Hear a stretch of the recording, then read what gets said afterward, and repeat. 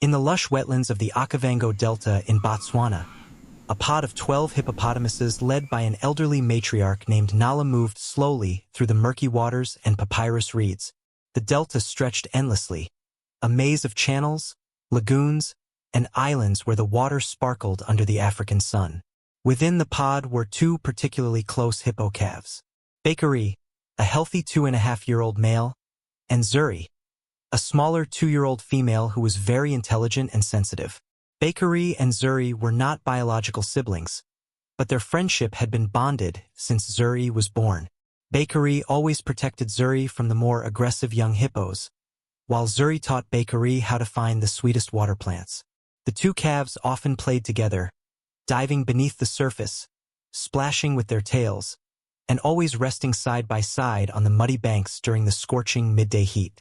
The Okavango Delta was their paradise, a watery wilderness where channels meandered through reed beds, where fish-eagles called from the tops of dead trees, and where the setting sun painted the waters gold and crimson. The pod's territory encompassed a main pool about 50 meters wide, connected to several smaller lagoons by narrow channels. Ancient baobab trees stood sentinel on the islands, their twisted trunks bearing witness to countless generations. Nala, the matriarch, was at least 40 years old, her gray skin marked with scars of territorial battles and crocodile encounters. She knew every channel, every deep hole where the pod could find refuge during drought, every patch of sweet grass on the floodplains. Her authority was absolute, her deep rumbling calls commanding instant obedience from all pod members. In late May, as the dry season began to tighten its grip on the delta, Zuri began showing unusual signs of distress. She ate less during the nighttime grazing sessions, often separating from the pod to lie motionless in the shallows. Tamu, Zuri's mother, a large protective female with a distinctive notch in her left ear, worried deeply and tried to encourage Zuri to feed. But the little hippo calf only turned her head weakly, her usually bright eyes growing dull. Bakari sensed immediately that something was terribly wrong with his closest friend. He always stayed near Zuri in the water, positioning his body between her and the more boisterous young hippos. He used his mouth to gently push floating vegetation toward her. When the sun climbed high, Bakari ensured Zuri remained in the deepest, coolest part of the pool.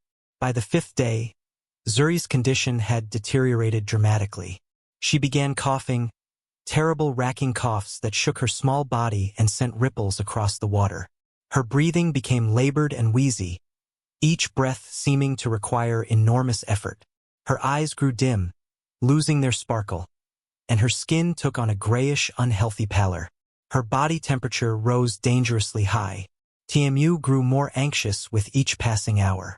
She circled Zuri constantly, touching her calf with her massive head, making soft, encouraging grunts.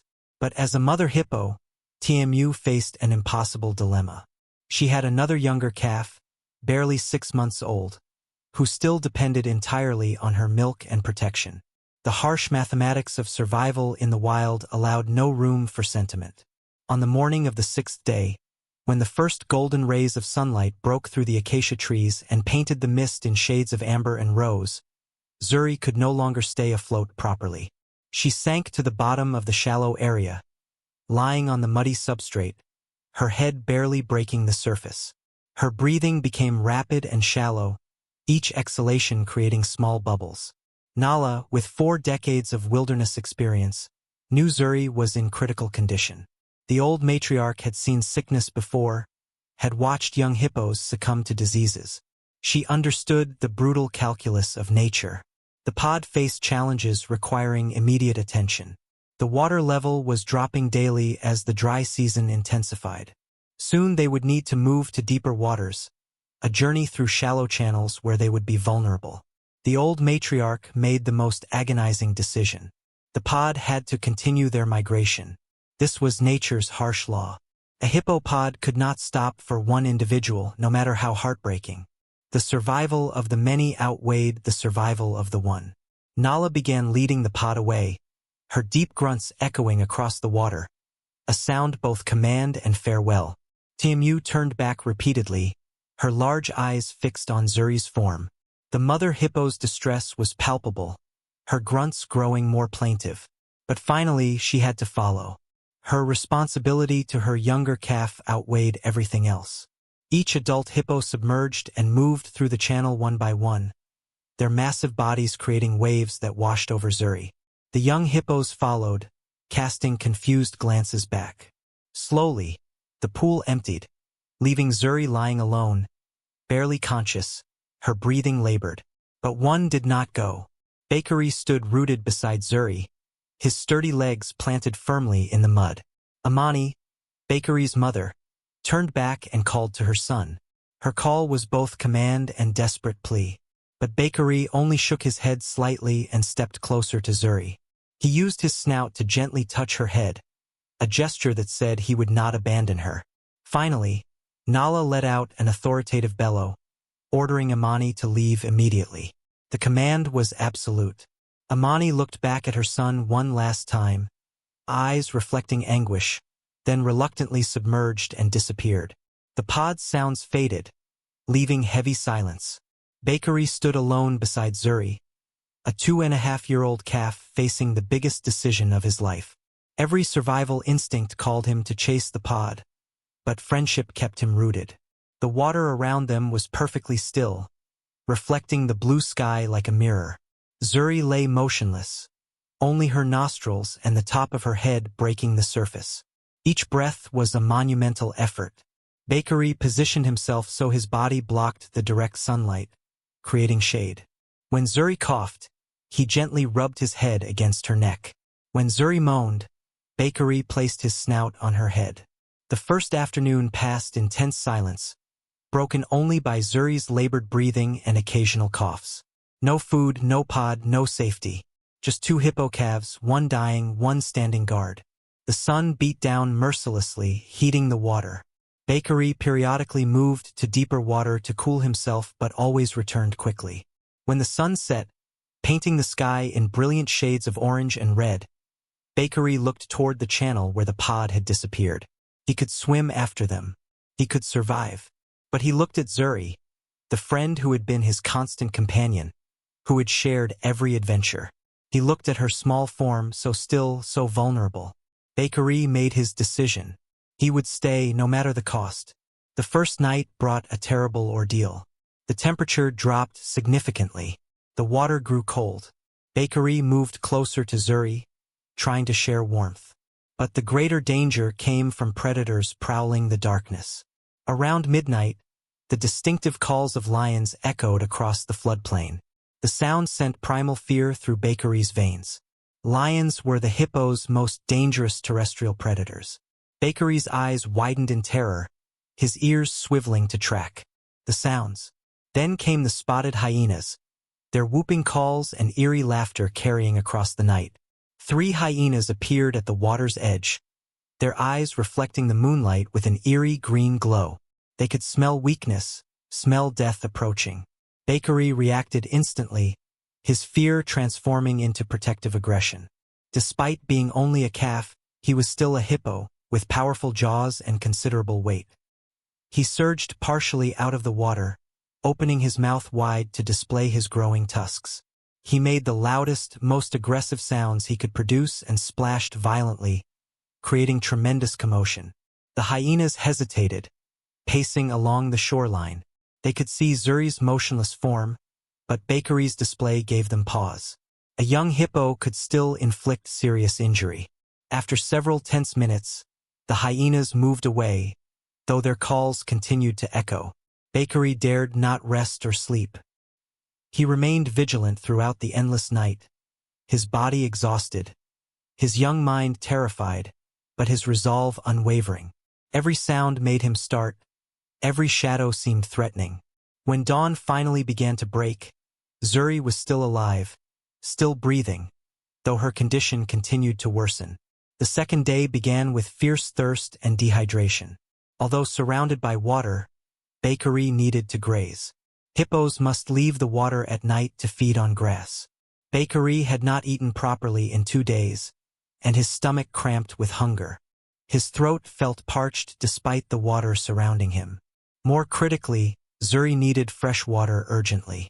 In her weakened, feverish state, Dehydration was becoming as dangerous as the infection. Bakery looked toward the horizon where he knew there was a small freshwater spring about 2 kilometers away. Just a 30-minute journey. But those 30 minutes might be Zuri's last moments. If Bakery left, hyenas or lions could seize the opportunity. Zuri was completely defenseless. She could no longer move, could barely lift her head. Without protection, she would be killed within minutes. The choice was agonizing but clear. Bakery stayed.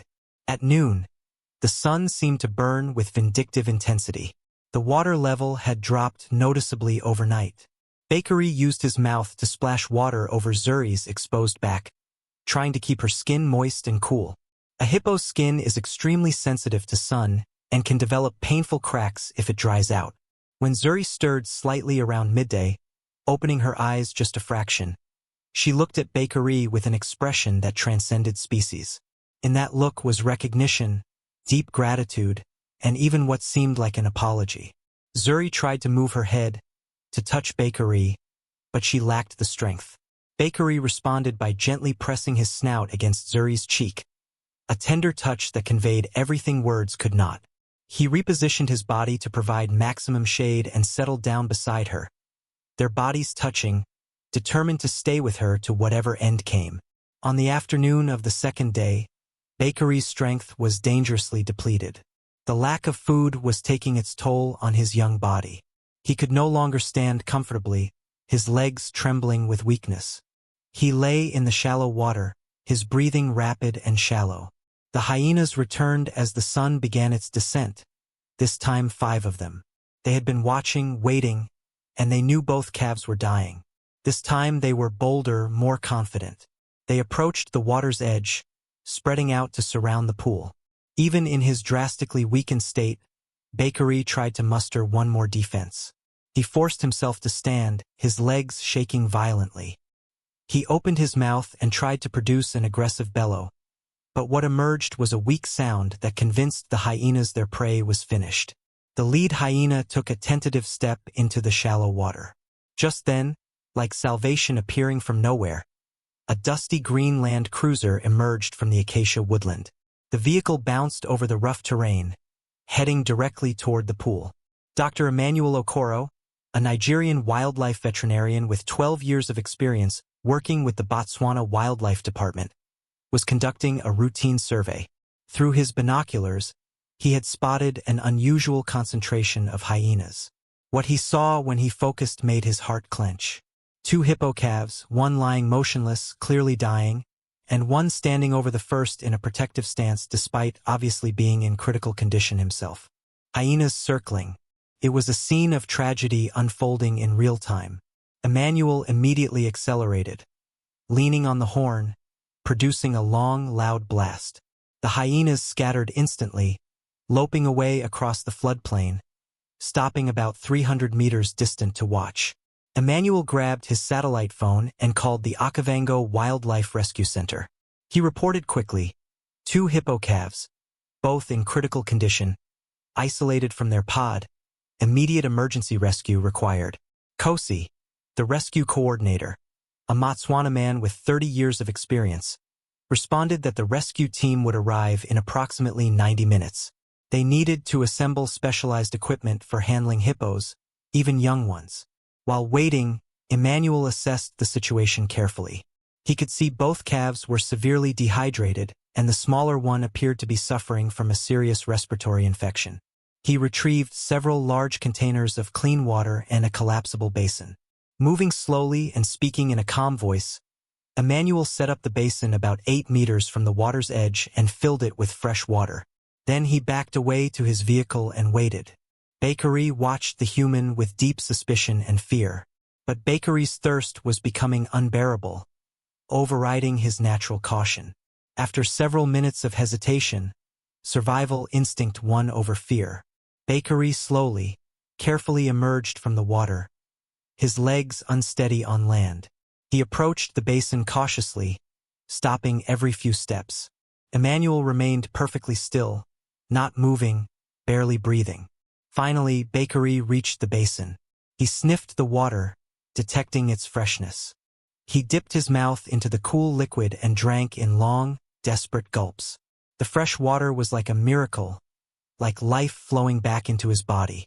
Bakery drank nearly the entire basin, his belly distending visibly. Then, showing the loyalty and compassion that had kept him with Zuri, Bakery did something remarkable. Instead of drinking the last of the water himself, he filled his mouth and hurried back to the pool. He returned to Zuri's side and carefully, gently, let the water trickle from his mouth onto Zuri's lips and into her mouth. Most of it spilled away, but some made it into her mouth, and Emmanuel saw that Zuri swallowed weakly. Bakery made 3 trips back and forth, each time carrying water in his mouth to his friend. Emmanuel had to wipe tears from his eyes. In 12 years of wildlife work, he had seen many remarkable things, but this level of devotion was extraordinary beyond words. 87 minutes after Emmanuel's call, 2 vehicles appeared, traveling in convoy.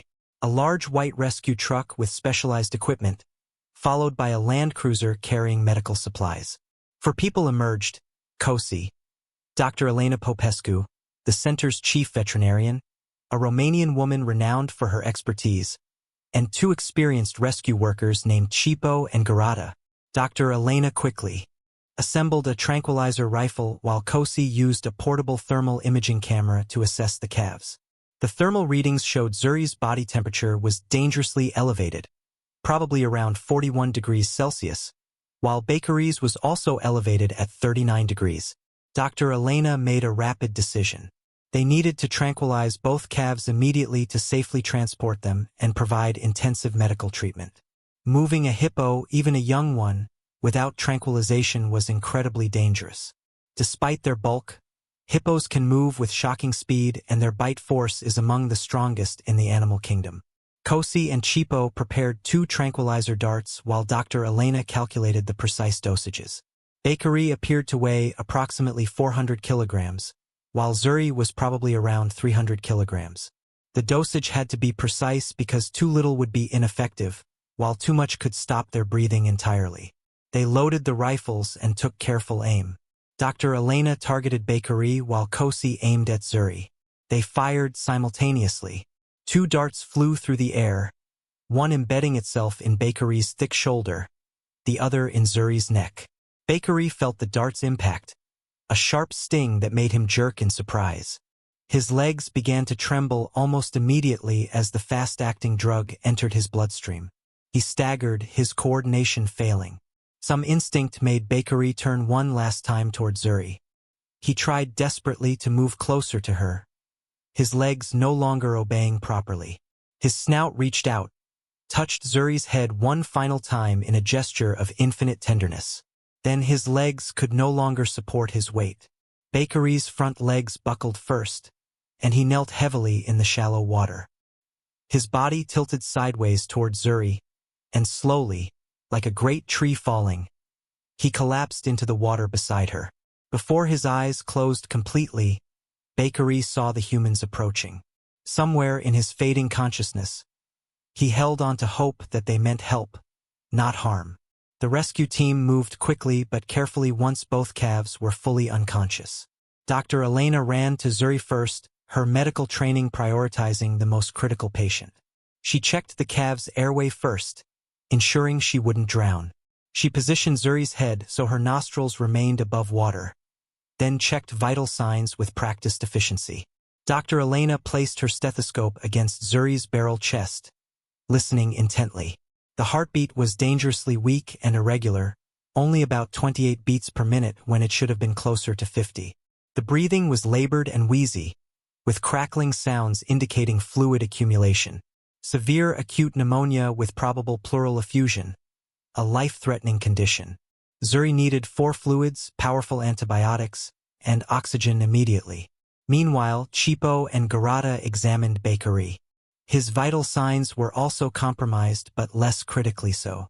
Bakery was severely dehydrated and malnourished from his vigil, but he had no infection, no fluid in his lungs. With proper care, he would recover fully. The team worked with coordinated precision. They maneuvered 2 specially designed stretchers into the water, heavy-duty constructions made of reinforced nylon mesh on aluminum frames.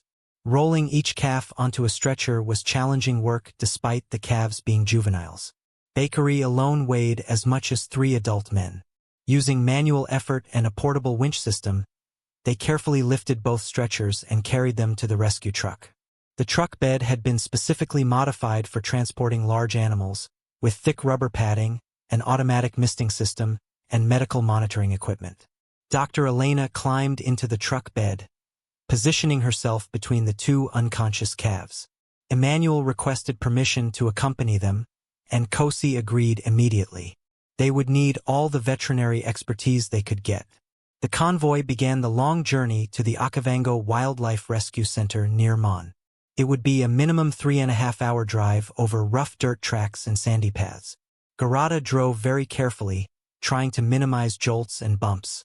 Dr. Elena continuously monitored both calves during the journey, checking vital signs every 10 minutes, adjusting their positions to ensure airways remained clear, and activating the misting system whenever their skin appeared to be drying.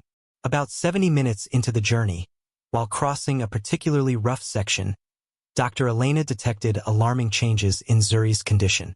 She placed her stethoscope against the calf's chest and heard significantly worse crackling sounds in the left lung. The lung was filling with fluid. "Stop the truck!"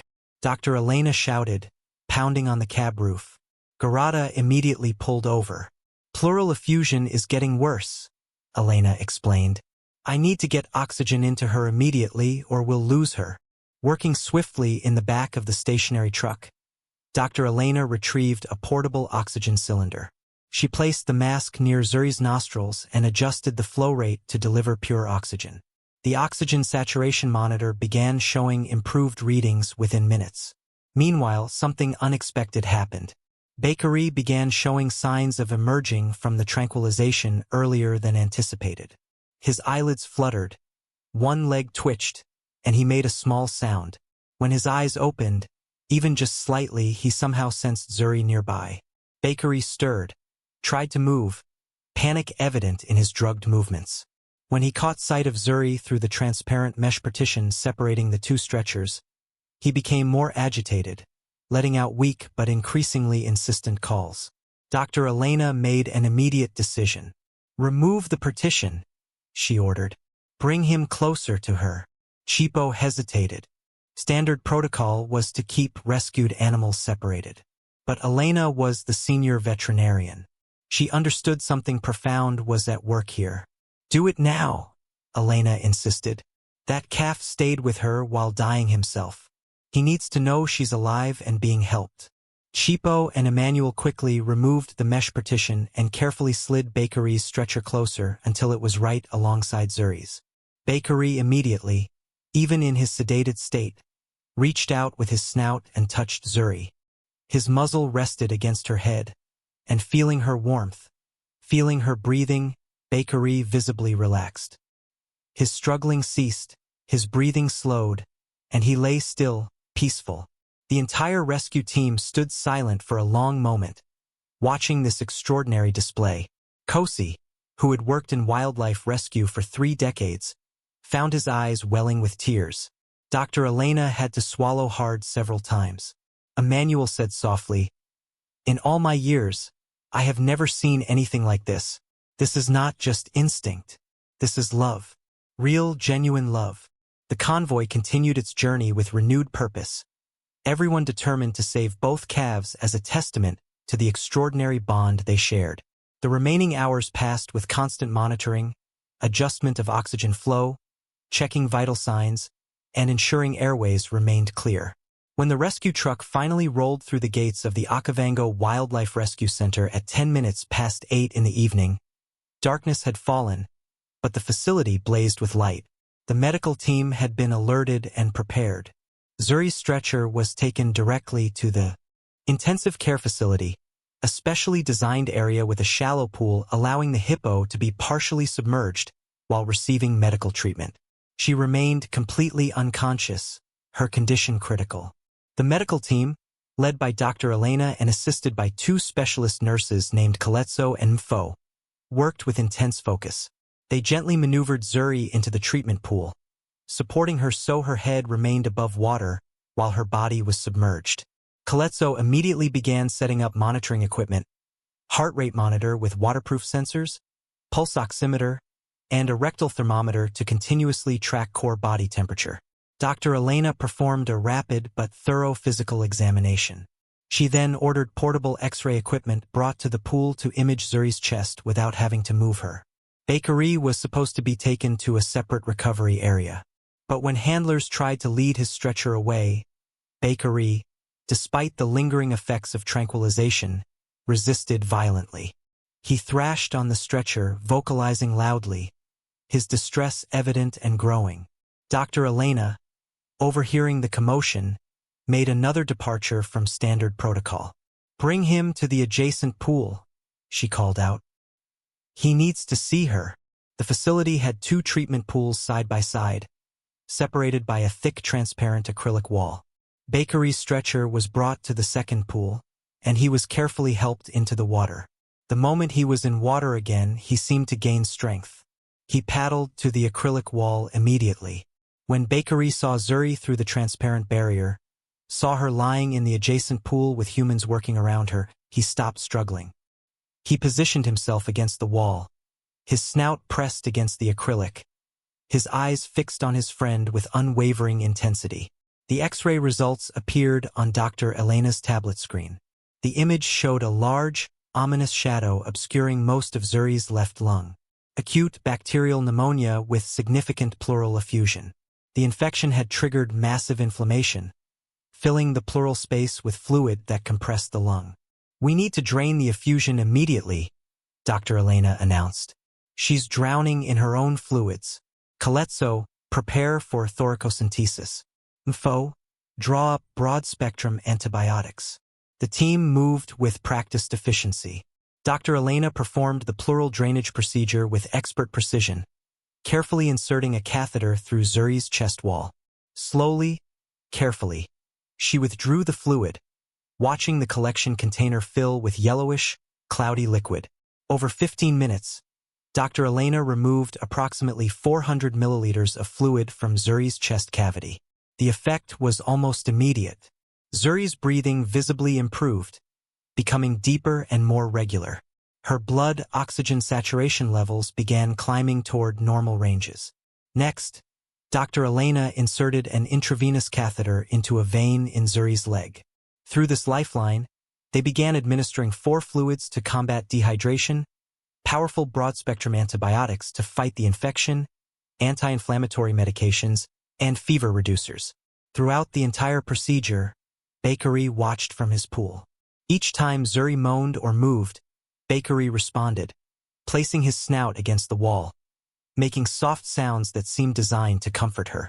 A young staff member named Thandai brought food for Bakery, fresh grasses, aquatic plants, and specially formulated Hippo nutritional supplements. But Bakery did not touch anything. Despite having not eaten properly in 3 days, he ignored it completely. His attention remained absolutely fixed on Zuri, watching her every movement, monitoring her every breath. The first night was the longest and most critical. Dr. Elena and 3 rotating nurses maintained a constant vigil beside the treatment pool. Every hour they checked vital signs. Every 2 hours they administered medications and adjusted for drip rates. Zuri remained in a deep coma throughout the night, her small body fighting the massive infection. The bacteria had gained a significant head start, and now it was a race between the antibiotics and the infection spread. Bakery did not sleep for even a second throughout that endless night. He remained at the acrylic wall, sometimes standing, sometimes resting his bulk on the pool bottom, but always with his snout pressed against the transparent barrier, always watching Zuri. Around 3:30 in the morning, Zuri experienced a severe complication. Her body suddenly convulsed, legs kicking violently, head thrashing. The heart rate monitor began emitting loud, continuous beeping. Dr. Elena was at Zuri's side within seconds. "Febrile seizure," she called out. "Hold her head above water." Calypso immediately supported Zuri's head, ensuring the seizing calf didn't aspirate water. Dr. Elena quickly administered emergency anti-seizure medication and additional fever reducers. The medications took effect within 90 seconds, and Zuri's convulsions gradually subsided. Bakery witnessed everything through the acrylic wall. When he saw Zuri seizing, he vocalized loudly, a sound of pure terror and anguish that echoed through the facility. He thrashed in his pool, slamming his body against the acrylic barrier, trying desperately to break through. Only when Zuri finally lay still again, when her breathing resumed its labored but steady rhythm, did Bakery stop. He pressed against the wall, his breathing heavy and rapid, and waited through the remaining hours until dawn. The sun rose on the third day. Zuri's temperature had finally begun to drop, declining from its peak of 42 degrees to 39.4 degrees. This was the first real sign that the antibiotics were beginning to win. Dr. Elena allowed herself a cautious optimism. "She's not out of danger yet," she told her exhausted team. "But she's fighting. Her body is responding to treatment. We might actually save her."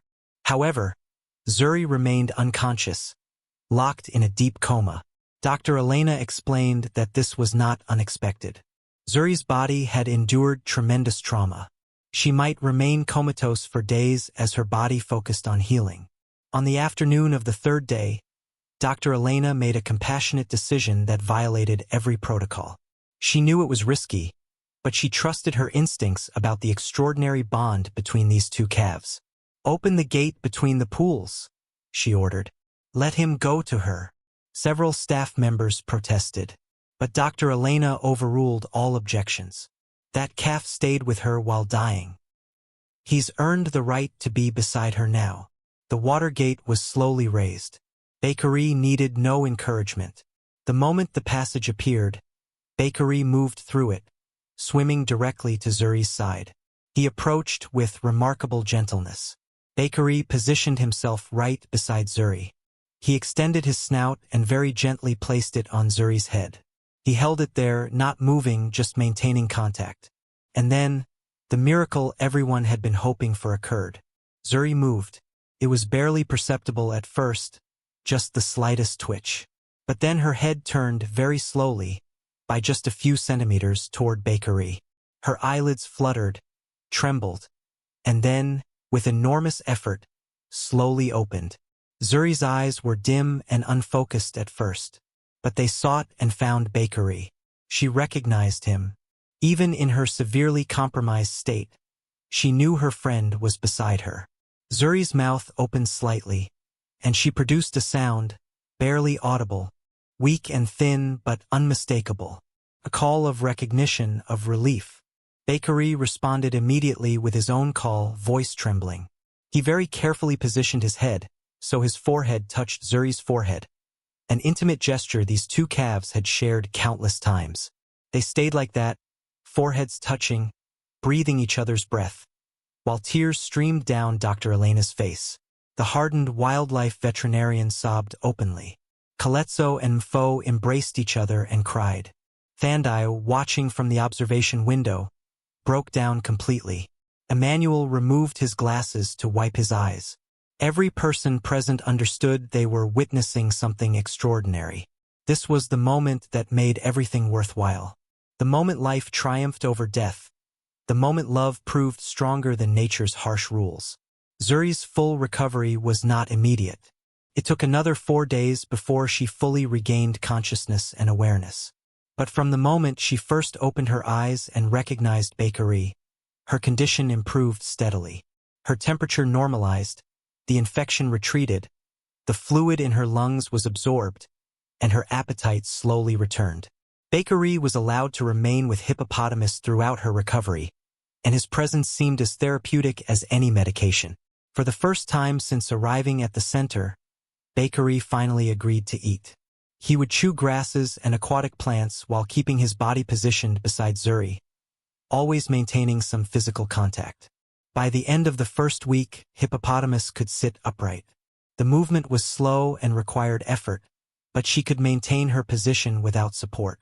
Bakery stayed close beside her, ready to provide stability. When Hippopotamus tired, she would lean her considerable weight against Bakery, and he would stand firm and steady. In the third week of recovery, the medical team made the decision to move both calves to the facility's semi-natural recovery area. This was a large enclosed space covering about 2 hectares, containing a natural pond fed by a small stream, surrounded by authentic delta vegetation including papyrus reeds and water lilies. Bakery and Hippopotamus were carefully walked from the treatment facility to the recovery area, a journey of about 300 meters. It was the first time either calf had been on natural ground since their rescue. Both stopped at the entrance, overwhelmed by sensations they hadn't experienced in weeks. The first sunlight in 3 weeks fell directly upon them. Both calves closed their eyes simultaneously, tilted their heads upward, and simply stood there, absorbing the warmth and light. It was a moment of pure joy. Bakery moved first, taking several tentative steps forward, then looking back to check if Hippopotamus was following. She was moving more slowly but with determination. Together they walked to the pond.